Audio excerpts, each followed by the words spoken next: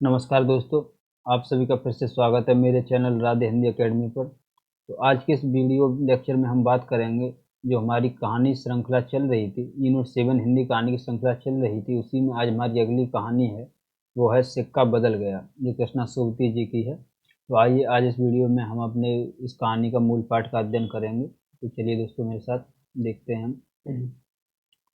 तो दोस्तों आज की जो कहानी है हमारी वो है सिक्का बदल गया, जो कृष्णा सोबती जी की है। इसकी कहानी पर चलने से पहले, पढ़ने से पहले मैं आपको इसके पात्रों से परिचय करा दूं कि इसके जो पात्र हैं, वो पात्र जो मुख्य रूप से पात्र हैं वो ये हैं। सबसे पहले है सहानी। तो सहानी कौन है? तो दोस्तों दरअसल ये पंजाब परिवेश की कहानी है। इस कहानी में पंजाब के वातावरण का वर्णन किया गया है और पंजाब के परिवेश का वर्णन है जो जब आज़ादी के समय जो विभाजन हुआ था, तो उस विभाजन की त्रासदी इस कहानी में हमें देखने को मिलती है। ठीक है दोस्तों? तो जो सहानी है, उनके जो पति हैं साहजी, उनकी मृत्यु हो गई है और सहानी अकेली अपने गाँव में रहती है। उनके पास खेती है, असामियाँ हैं उनकी, उनकी ज़मीन जायदाद है और वो रहती हैं। और उनके यहाँ एक नौकर रहता है जिसे उन्होंने बचपन से पाला है, उसका नाम है शेरा। ठीक है दोस्तों? तो शेरा कौन है? जो सहानी के यहाँ नौकर रहता है और जो बचपन से उसकी माँ मर गई थी, तब से सहानी जी ने ही उसे पाला था, तो वो है शेरा। और शेरा की जो पत्नी है वो है हसैना। ठीक है दोस्तों? जो शेरा की पत्नी है वो है हसैना। और एक आता है इसमें दाऊद खान, जो बाद में सहानी को ट्रक में ले जाने जो जेलर आता है, वो दाऊद खां है। थानेदार है वो दाऊद खां है, जो सहानी को बाद में लेने के लिए आता है। तो दरअसल ये कहानी उस समय की है जब जब हमारा भारत आज़ाद हुआ था। तो तब जो विभाजन हुआ था, तो विभाजन का जो सूत्र ये था कि जो हमारे पाकिस्तान में हिंदू थे वो यहाँ पे आएंगे हमारे भारत में, और जो भारत से मुसलमान थे वो पाकिस्तान गए हुए थे। तो उनको क्या क्या दिक्कतों का सामना करना पड़ा था, वो इस कहानी में हमें देखने को मिलेगा। तो चलिए हम कहानी में देखते हैं। और भी पात्र हैं वो आएंगे तो वो मैं आपको साथ के साथ कहानी में बताता चलूँगा। ठीक है दोस्तों? तो चलिए हम कहानी देखते हैं कि खद्दर की चादर ओढ़े, हाथ में माला लिए सहानी जब दरिया के किनारे पहुंची तो पौ फट रही थी। यानी सुबह का समय है और सहानी अपनी माला लिए हाथ में, और जब वो दरिया के किनारे नहाने जा रही हैं, तब है दूर दूर आसमान के पर्दे पर लालिमा फैलती जा रही थी। सहानी ने कपड़े उतारकर एक ओर रखे और श्री राम करती पानी में हो ली। अंजलि भरकर सूर्य देवता को नमस्कार किया, अपनी उनीदी आंखों पर छींटे दिए और पानी से लिपट गईं। यानी दोस्तों सहानी सुबह-सुबह अपने नहाने गई हैं, उसी का इसमें बताया गया है। आगे हम देखें दोस्तों, चेनाब होगा। चेनाब चेनाब का पानी आज भी पहले सा ही सर्द था। यानी दोस्तों वो चेनाब नदी में नहाने गई थी। ठीक है दोस्तों? जो पंजाब से चेनाब नदी निकलती है, तो चेनाब का पानी आज भी पहले सा ही सर्द था। लहरें लहरें को चूम रही थीं। वह दूर सामने कश्मीर की पहाड़ियों से बर्फ पिघल रही थी। उछल उछल आते पानी के भंवरों से टकराकर कगारें गिर रहे थे, लेकिन दूर दूर तक बिछी रेत आज न जाने क्यों खामोश लगती थी। सहानी ने कपड़े पहने, इधर उधर देखा, कहीं किसी की परछाई तक न थी, पर नीचे रेत में अगणित पांव के निशान थे। वह कुछ सहम सी उठी। यानी दोस्तों ये तभी का परिवेश है। तब परिवेश कुछ ऐसा था जैसे ही भारत का ये फैसला हो गया कि भारत अब दो देशों में बटेगा, एक पाकिस्तान और एक हिंदुस्तान। तो उसमें जो तस्वीरें उभर रही थी उसी में, तो सहानी ने क्या देखा कि बहुत से अनगिनत पाँव यहाँ से निकल कर गए हुए हैं। तो सहानी समझ गई कि जरूर कोई गड़बड़ है। जो ही वो दंगे बंगे हो रहे थे उसी की उन्हें याद आई। आज इस प्रभात की मीठी नीरवता में न जाने कुछ भयावना सा लग रहा है। वह पिछले 50 वर्षों से यहाँ नहाती आ रही है। कितना लंबा अरसा है, सहानी सोचती है। एक दिन इसी दुनिया के किनारे वह दुल्हन बनकर उतरी थी, और आज आज साहजी नहीं, उसका वो पढ़ा लिखा लड़का नहीं, आज वो अकेली है। यानी सहानी सोच रही है कि इसी धरती पर वो एक दिन दुल्हन बनकर आई थी, और साथ ही वो सोचती है कि पहले जो उसके पति थे साहजी, वो भी थे और उसका एक पढ़ा लिखा लड़का था, लेकिन अब ये दोनों नहीं हैं, इन दोनों की मृत्यु हो चुकी है। साहजी की लंबी चौड़ी हवेली में अकेली है, पर नहीं, यह क्या सोच रही है वह सवेरे सवेरे। अभी भी दुनियादारी से मन नहीं फिरा उसका। सहानी ने लंबी सांस ली और श्री राम करती बाजरे के खेतों से होती घर की राह ली। कहीं कहीं लिपे पुते आंगनों पर से धुआं उठ रहा था। टन टन बैलों की घंटियां बज उठती हैं। फिर भी कुछ बंधा बंधा सा लग रहा है। जम्मी वाला कुआ भी आज नहीं चल रहा। ये साहनी की ही असामियां हैं। साहनी ने नजर उठाई। यानी साहनी जी को आज का जो परिवेश है वह कुछ अलग लग रहा है। दरअसल गांव से कुछ कुछ धुआं उठ भी रहा है, लेकिन जो कुआ पे लोग पानी भरने आते थे आज वो कुआ भी सूना पड़ा है। आज ऐसे ही पड़ा है, उस पर भी कोई पानी भरने नहीं आया। यह मीलों फैले खेत अपने ही हैं। भरी भराई नई फसल को देखकर साहनी किसी अपनत्व के मोह में भीग गई। यह सब शाहजी की बरकतें हैं। दूर दूर गांव तक फैली हुई जमीनें, जमीनों में कुएं, सब अपने हैं। साल में 3 फसल, जमीन तो सोना उगलती है। साहनी कुएं की ओर बढ़ी, आवाज दी, शेरे शेरे हसैना हसैना। शेरा साहनी का स्वर पहचानता है, वह न पहचानेगा। अपनी माँ जैना के मरने के बाद वह साहनी के पास ही पलकर बड़ा हुआ। यानी जैसे ही साहनी अपने घर के पास आई तो उन्होंने अब वहीं से पुकारा कि शेरे शेरे। मैंने आपको पहले ही बताया था शेरा कौन है। तो शेरा उनके यहाँ अब नौकर का काम करता है। जिसकी माँ उसे बचपन में छोड़कर उनकी मृत्यु हो गई थी, शेरा की माँ की, तब से साहनी ने ही उसे पाला था। अब शेरे की शादी हो गई है और उसकी पत्नी का नाम क्या है, तो हसैना उसकी पत्नी का नाम है। ठीक है दोस्तों। सॉरी दोस्तों। अपनी माँ जैना के मरने के बाद वह साहनी के पास ही पलकर बड़ा हुआ। उसने पास पड़ा गंडासा सटाले के ढेर के नीचे सरका दिया। यानी शेरा जो बैठा हुआ था उसके पास गंडासा पड़ा हुआ था, तो उसने जैसे ही साहनी की आवाज़ सुनी तो वो पास से ही धोखा दिया या नीचे सरका दिया। हाथ में हुक्का पकड़कर बोला, ए हसैना हसैना। साहनी की आवाज़ उसे कैसे हिला गई। यानी जो शेरा था वो उस समय गुस्से में था। उसने जब अपनी पत्नी हसैना को पुकारा, अभी तो वह सोच रहा था कि उस साहनी की ऊंची हवेली की अंधेरी कोठरी में पड़ी सोने चांदी की संदकोचियां उठाकर कि तभी शेरे शेरे शेरा गुस्से से भर गया। यानी जो शेरा था वो सुबह सुबह बैठा सोच रहा था। उसने कल शाम अपने साथ और साथियों के साथ प्लान बनाया था कि साहनी को मार देंगे और उसकी जो भी धन संपत्ति है उसे आपस में बांट लेंगे। लेकिन जैसे ही साहनी ने आवाज लगाई तो उससे गुस्सा आ गया। किस पर निकाले अपना क्रोध। साहनी पर चीखकर बोला, ए मर गई है, अब तेनू मौत दे, रब तेनू मौत दे। यानी साहनी पर तो वो अपना गुस्सा निकाल नहीं सकता, तो वो अपनी पत्नी पर ही चिल्लाता है कि मर गई है, सुनती क्यों नहीं। हसैना आटे वाली कनाली एक ओर रख जल्दी जल्दी बाहर निकल आई। ए आई आई क्यों छावले, सुबह सुबह तड़पना है। यानी सुबह सुबह क्यों चिल्ला रहे हो। अब तक साहनी नज़दीक पहुंच चुकी थी, शेरे की तेजी सुन चुकी थी। प्यार से बोली, हसैना यह वक्त लड़ने का है, वह पागल है तो तू ही जिगरा कर लिया कर। जिगरा, हसैना ने मान भरे स्वर में कहा। साहनी, लड़का आखिर लड़का ही है। हसैना ने मान भरे स्वर में कहा, साहनी, लड़का आखिर लड़का ही है। कभी शेरे से भी पूछा है कि मुंह अंधेरे ही क्यों गालियां बरसाई हैं इसने। साहनी ने लाड से हसैना की पीठ पर हाथ फेरा, हंसकर बोली, पगली, मुझे तो लड़के से बहू प्यारी है। शेरे, हाँ साहनी, मालूम होता है रात को कुल्लूवाल के लोग आए थे। यानी रात को मालूम होता है कुल्लूवाल के लोग यहाँ पर आए थे। यहाँ साहनी ने गंभीर स्वर में कहा। शेरे ने जरा रुककर घबराकर कहा, नहीं साहनी। शेरे के उत्तर की अनसुनी कर साहनी जरा चिंतित स्वर से बोली, जो कुछ भी हो रहा है अच्छा नहीं। शेरे, आज साहजी होते तो शायद कुछ बीच बचाव करते, पर साहनी कहते कहते रुक गई। आज क्या हो रहा है। साहनी को लगा जैसे जी भर भर कर आ रहा है। साहनी को बिछड़े कई साल बीत गए, पर आज कुछ पिघल रहा है। शायद पिछली स्मृतियां। आंसुओं को रोकने के प्रयत्न में उसने हुसैना की ओर देखा और हल्के से हंस पड़ी। और शेरा सोच ही रहा है क्या कह रही हैं साहनी आज। आज साहनी क्या, कोई भी कुछ नहीं कह सकता। यह होके रहेगा, क्यों न हो।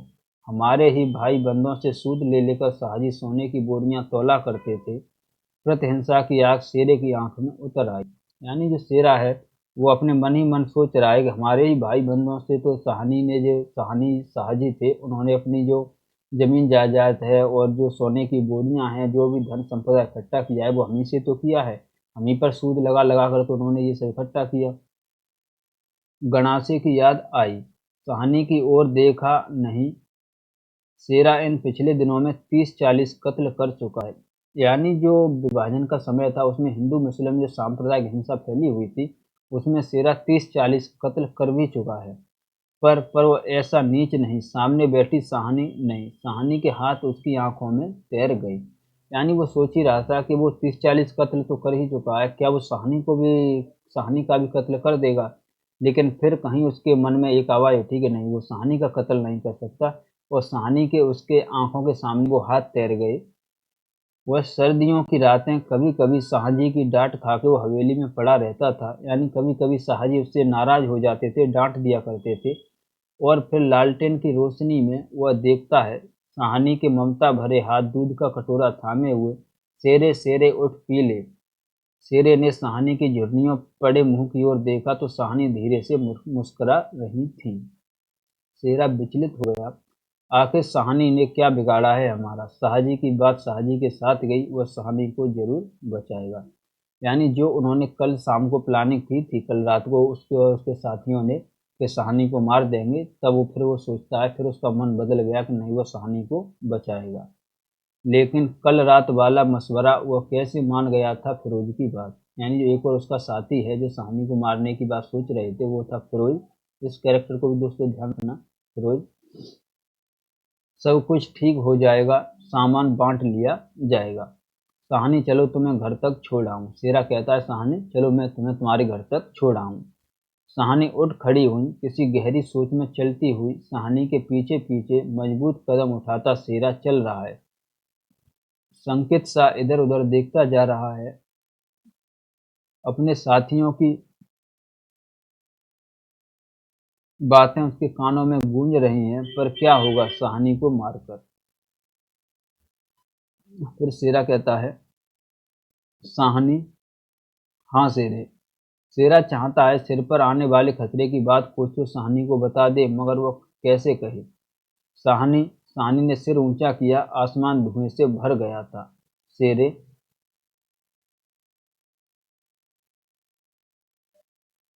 शेरा जानता है यह आग जबलपुर में आज आग लगनी थी, लग गई। यानी तब क्या हो रहा था कि शहर के शहर, गांव के गांव ऐसे ही जला दिए जा रहे थे। अगर जो मुस्लिमों के जो जहाँ पर मुस्लिम अधिक हैं वहाँ पर जो हिंदू कम है तो उनके गांव जला दिए गए, उनके घर जला दिए गए, ऐसे आग जगनी हो रही थी। सांप्रदायिक आग एक तरह से फैल चुकी थी। तो ये बात शेरा को पहले से पता थी कि कल जबलपुर में आग लगाई जाएगी, और वो आज लग भी गई। सहानी कुछ न कह सकी, उसके नाते रिश्ते सब वहीं हैं। हवेली आ गई। सहानी ने शून्य मन से ड्योढ़ी में कदम रखा। शेरा कब लौट गया उसे पता नहीं। दुर्बल सी देह और अकेली, बिना किसी सहारे के, न जाने कब तक वहीं पड़ी रही सहानी। दोपहर आई और चली गई। हवेली खुली पड़ी है, आज सहानी नहीं उठ पा रही। जैसे उसका अधिकार आज स्वयं ही उससे छूट रहा है। शाहजी के घर की मालकिन, लेकिन नहीं, आज मोह नहीं हट रहा। मानो पत्थर हो गई हों। पड़े पड़े सांझ हो गई, पर उठने की बात फिर भी नहीं सोच पा रही। अचानक रसूली की आवाज़ सुनकर चौंक उठी। यानी अचानक जो रसूली है उसकी आवाज़ आई, सहानी सहानी सुनो ट्रकें आती हैं लेने। यानी सहानी ने तभी आवाज़ सुनी कि सहानी सहानी सुनो ट्रकें आती हैं लेने। यानी ये ट्रकें कौन सी आती हैं लेने। तो दोस्तों जैसे ही सांप्रदायिक आग फैली हुई थी, सांप्रदायिक हिंसा अपने चरम पर थी, लोग एक दूसरे का कत्ल कर रहे थे।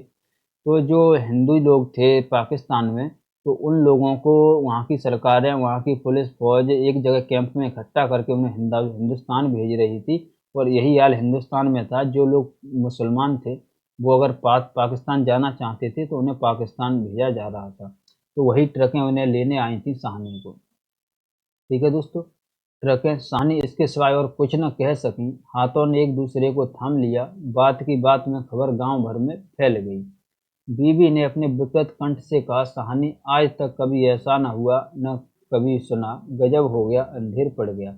वानी इसकी एक पड़ोसी महिला थी बीवी, उन्होंने कहा कि सहानी आज तक ऐसा कभी नहीं हुआ, नहीं हमने ऐसा सुना था, लेकिन ये तो गजब हो गया। सहानी मूर्तिवत वहीं खड़ी रहीं। नवाब बीबी ने स्नेह सनी उदासी से कहा, सहानी, हमने तो कभी न सोचा था। आगे देखिए, सहानी क्या कहे कि उसी ने ऐसा सोचा था। नीचे से पटवारी बेगू और जेलदार की अब बातचीत सुनाई दी। यानी नीचे जो पटवारी खड़ा था बेगू वो और जेलदार की, उन्होंने जब बात सुनी, सहानी समझी कि वक्त आन पहुंचा। मशीन की तरह नीचे उतरी पर ड्योढ़ी न लंघ सकी। किसी बहुत गहरी आवाज से पूछा, कौन कौन है वहाँ? कौन नहीं आज वहाँ? सारा गांव है जो उसके सारे पर नाचता था कभी। उसकी असामियाँ हैं जिन्हें उसने अपने नाते रिश्तों से कभी कम नहीं समझा। लेकिन नहीं, आज उसका कोई नहीं। आज वो अकेली है। यह भीड़ की भीड़, उनमें कुल्लूवाल के जाट। दोस्तों, कुल्लूवाल के जाट बार बार आ रहा है, इसे आप ध्यान रखना। यह भीड़ भीड़ की यह भीड़ की भीड़, उनमें कुल्लूवाल के जाट। वह क्या सुबह ही न समझ गई थी? बेगू पटवारी और मस्जिद के मुल्ला इस्माइल न जाने क्या सोचा। बेगू पटवारी और मुल्ला, जो मस्जिद के मुल्ला थे इस्माइल, वह भी यहाँ आ चुके थे। सहानी के निकट आ खड़े हुए। बेगू आज सहानी की ओर देख नहीं पा रहा। धीरे से जरा गला साफ करते हुए कहा, सहानी, रब नू यही मंजूर सी। यानी सहानी, हम क्या कर सकते हैं अगर रब को यही मंजूर है तो। सहानी के कदम डोल गए, चक्कर आया और दीवार के साथ लग गई। इसी दिन के लिए छोड़ गए थे साहजी उसे।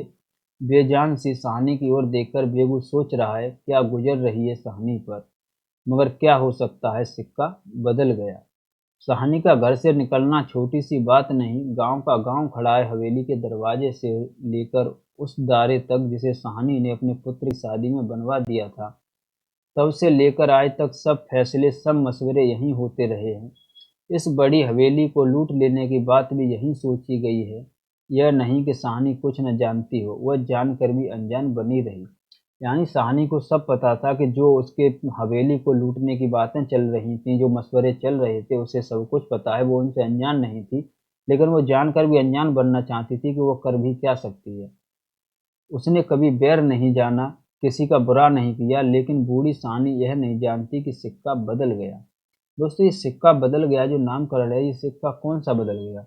दरअसल जो सिक्का है वो मूल्यों का सिक्का है। यानी कल तक जो मूल्य थे सब आपस में रह रहे थे, लेकिन आज वो सभी मूल्य बदल चुके हैं। आज हिंदू मुस्लिम में इतना बैर, इतना वो हो गया है कि वो एक दूसरे को देखने को राजी नहीं। जहाँ हिंदू लोग ज़्यादा हैं वहाँ मुस्लिमों का कत्ल कर रहे हैं, जहाँ मुस्लिम समुदाय ज़्यादा है वहाँ हिंदू लोगों का कत्ल कर रहा है। तो वही कहती हैं कि अब इस सब से कोई फ़ायदा नहीं, सिक्का बदल गया। देर हो रही थी। थानेदार दाऊद खां जरा अकड़कर आगे आया और ड्योढ़ी पर खड़ी जड़ निर्जीव छाया को देखकर ठिठक गया। यानी जो थानेदार आया हुआ था लेने के लिए, दाऊद खां, तो थानेदार कौन आया था सहानी को लेने? तो दाऊद खां जो आया था वो अकड़कर आगे आया, क्योंकि उसे देर हो रही थी। तो जैसे ही उसने सहानी को देखा तो वो ठिठक गया।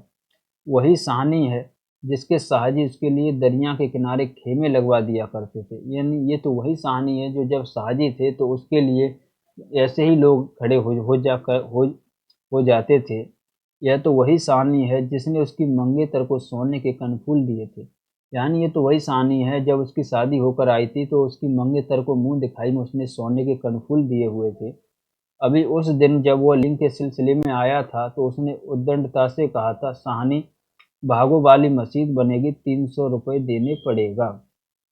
यानी जब अभी लिंग की बात चल रही थी तो मस्जिद बनने की बात हुई, तो उसके लिए जब चंदा हो रहा था तो तब उसने सहानी से कहा था कि सहानी, मस्जिद बनेगी, उसके लिए 300 रुपये आपको देना होगा। तो उसने चुपचाप से दे दिए। यानी सहानी ने उसी सरल स्वभाव से 300 रुपये दे दिए थे। और आज सहानी ड्योढ़ी के निकट जाकर बोला सहानी ड्योढ़ी के निकट जाकर बोला, देर हो रही है सहानी, धीरे से, कुछ साथ रखना हो तो रख लो। कुछ साथ बांध लिया है सोना चांदी?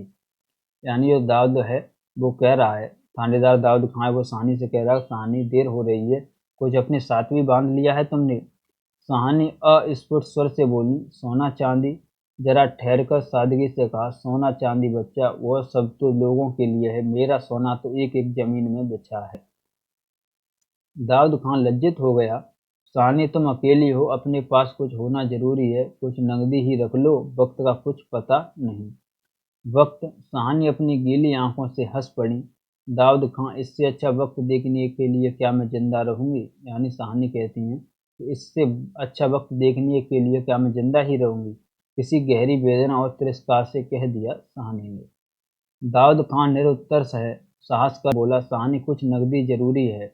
नहीं बच्चा, मुझे इस घर से। साहनी का गला रुंध गया। नकदी प्यारी नहीं, यहाँ की नकदी यहीं रहेगी। यानी साहनी ने कहा, नहीं, मुझे इस घर से ज़्यादा नकदी प्यारी नहीं है, यहाँ जो कुछ है मैं यहीं छोड़कर जाऊंगी। तब तक शेरा आता है। शेरा आन खड़ा गुजरा के हो ना हो वहाँ पर मार रहा है साहनी से। यानी वो साहनी से बच रहा है शेरा, तब तक वो भी आ जाता है। अब तक वो बच रहा था लेकिन अब वो वहाँ पर आ जाता है। खां साहब देर हो रही है, और वो कहता है कि खां साहब देर हो रही है। जैसे जैसे ही साहनी ने ये सुना कि शेरा कह रहा है कि खां साहब देर हो रही है, साहनी चौंक पड़ी। साहनी को ऐसा लगा कि इसको तो मैंने ही अपने हाथों से पाला है और ये कह रहा है मुझे मेरे घर से ही निकालने के लिए कि देर हो रही है। देर मेरे घर मुझे देर। आंसुओं की भंवर में न जाने कहाँ से विद्रोह उमड़ पड़ा। मैं पुरखों के इस बड़े घर की रानी, और यह मेरे ही अन्न पर पले हुए। नहीं, यह सब कुछ नहीं। ठीक है, देर हो रही है पर नहीं, साहनी रो रो कर नहीं, शान से निकलेगी इस पुरखों के घर से। मान से लांघेगी यह देहरी, जिस पर एक दिन वह रानी बनकर आ खड़ी हुई थी। अपने लड़खड़ाते कदमों को संभाल कर साहनी ने दुपट्टे से आंखें पोंछी और ड्योढ़ी से बाहर हो गई। बूढ़ी बड़ी बूढ़ियां रो पड़ीं। किसकी तुलना हो सकती थी इसके साथ? खुदा ने सब कुछ दिया था, मगर मगर दिन बदले, वक्त बदले। यानी साहनी सोच रही थी कि अगर अब निकलना ही है तो वो अपने घर से ऐसे नहीं निकलेगी, जो उनका पुरखों के घर में वो जैसे आई थी वैसे ही निकलेगी। और साहनी ने अपने मन को समझाया और वो सही से अपने घर से इज्जत से निकल रही हैं। साहनी ने दुपट्टे से सिर ढांपकर अपनी धुंधली आंखों में से हवेली को अंतिम बार देखा। शाह जी के मरने के बाद भी जिस कुल की अमानत को उसने सहेज कर रखा, आज वो उसे धोखा दे गई। साहनी ने दोनों हाथ जोड़ लिए। यही अंतिम दर्शन था, यही अंतिम प्रणाम था। साहनी की आंखें फिर कभी इस ऊंची हवेली को न देख पाएंगी। प्यार ने जोर प्यार ने जोर मारा सोचा, एक बार घूम फिर कर पूरा घर क्यों न देख आई मैं। जी छोटा हो रहा है, पर जिनके सामने हमेशा बड़ी बनी रही उनके सामने वो छोटी न होगी, इतना ही ठीक। यानी साहनी के मन में आ रहा है कि एक बार मैं अपने घर को फिर देख आऊं, लेकिन फिर वो सोच रही है कि मैं अपना मन छोटा नहीं करूंगी। इन लोगों के सामने मैं हमेशा बड़ी रही हूँ, अब मैं इनके सामने अब ऐसे नहीं दिखाऊंगी। बस हो चुका। सिर झुकाया। ड्योढ़ी के आगे कुलवधू की आंखों से निकलकर कुछ बूंदें चू पड़ी। यानी जो वहां पे खड़ी हुई थी उनकी कुलवधू यानी शेरा की पत्नी, तो उसकी आंखों से आंसू निकल पड़े। साहनी चल दीचा सा भवन पीछे खड़ा रह गया। दाऊद खां, शेरा, पटवारी, जेलदार और छोटे बच्चे, बड़े बूढ़े, मर्द औरतें, सब पीछे पीछे। ट्रकें अब तक भर चुकी थीं। यानी जो गांव से और भी लोग थे, जो हिंदू समुदाय के लोग थे, वो उन्हें भी ले जाना था, तो ट्रकें भर चुकी हैं। साहनी अपने को खींच रही थी। गांव वालों को गले में जैसे धुआं उठ रहा हो। शेरे खूनी शेरे का दिल टूट रहा है। यानी जो शेरा है खूनी, यानी उसने कितने कत्ल किए, वो सानी का भी कत्ल करना चाहता था, उसका भी दिल टूट रहा है। दाऊद खान ने आगे बढ़कर ट्रक का दरवाजा खोला। साहनी बढ़ी। इस्माइल ने आगे बढ़कर भारी आवाज से कहा, सानी कुछ कह जाओ। यानी जो इस्माइल थे, जो मस्जिद के जो मौलवी थे, उन्होंने आगे बढ़कर कहा कि सानी कुछ कह जाओ। तुम्हारे मुंह से निकली असीस झूठ नहीं हो सकती। और अपने सोफे से आंखों का आंसू पोंछ लिया। और अपने साफे से उन्होंने आंखों में उनकी आंखों में आंसू थे वो भी पोंछ लिए। साहनी ने उठती हुई हिचकी से रोकर रुंधे रुंधे कहा, रब तुहानू सलामत रखे, बच्चा खुशियां बख्शे। वह छोटा सा जन समूह रो दिया। जरा भी दिल में मैल नहीं साहनी के, और हम साहनी को नहीं रख सके। शेरे ने बढ़कर साहनी के पांव छुए। दोस्तों ये बात देखना तुम, कि शेरा अब तक उनका कत्ल करने जा रहा था, लेकिन अब शेरे ने उनके बढ़कर पांव पैर छुए हैं। साहनी को कुछ न साहनी कोई कुछ न कर सका, राज भी पलट गया। यानी शेरा कहता है साहनी कोई कुछ नहीं कर सका, राज भी पलट गया। साहनी ने कांपता हुआ हाथ शेरे के सिर पर रखा और रुक रुक कर कहा, तेनू भाग जगा चन्ना, ओ जा तेरे भाग्य जागे। दाऊद खान ने हाथ का संकेत किया। कुछ बड़ी बूढ़ियां साहनी के गले लगीं और ट्रकें चल पड़ी। अन्न जल उठ गया। वो हवेली, नई बैठक, ऊंचा चौबारा, बड़ा पसार एक एक करके घूम रहे हैं। साहनी की आंखों में कुछ पता नहीं, ट्रक चल दिया है या वो स्वयं चल दिया। यानी साहनी अपने घर के बारे में और अपने सब कुछ बारे में सोचती जा रही है। आंखें बरस रही हैं, दाऊद खां विचलित होकर देख रहा है इस बूढ़ी साहनी को, कहाँ जाएगी अब वो। यानी जो दाऊद खां से लेने आया था थानेदार, वो अब साहनी को देख रहा है कि अब ये बूढ़ी औरत कहाँ पर जाएगी। साहनी मन में मैल न लाना। फिर वो कहता है कि साहनी मन में मैल न लाना, कुछ कर सकते तो उठा न रखते, वक़्त ही ऐसा है, राज पलट गया है, सिक्का बदल गया है। रात को साहनी जब कैंप में पहुंचकर जमीन पर पड़ी तो लेटे लेटे आहत मन से सोचा। यानी दोस्तों, यहाँ जो लोग थे, इन्हें सबको कैंप में ले जाया जा रहा था, उन्हें एक जगह इकट्ठा किया जा रहा था, वहीं से लोगों को हिंदुस्तान के लिए भेजा जा रहा था। तो साहनी जब कैंप में पहुंच चुकी हैं, जब रात में ज़मीन पर लेटी हैं, तो उन्हें मन ही मन में सोच रही हैं, राज पलट गया, सिक्का क्या बदलेगा, वह तो मैं वहीं छोड़ आई। यानी राज पलट गया, सिक्का क्या बदलेगा, यह तो मैं वहीं पर छोड़ आई। और शाह जी की साहनी की आंखें और भी गीली हो गईं। आसपास के हरे-हरे खेतों से घिरे गाँव में रात खून बरसा रही थी। शायद राज पलटा भी खा रहा था और सिक्का बदल रहा था।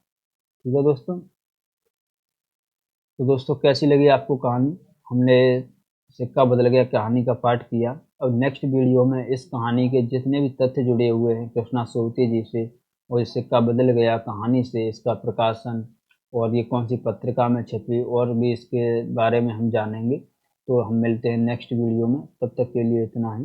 अगर आपको इसकी पीडीएफ चाहिए तो आप मेरे Telegram channel Radhe Hindi academy से जुड़ जाइए। उसका आपको लिंक मेरे वीडियो को डिस्क्रिप्शन में मिल जाएगा। धन्यवाद दोस्तों।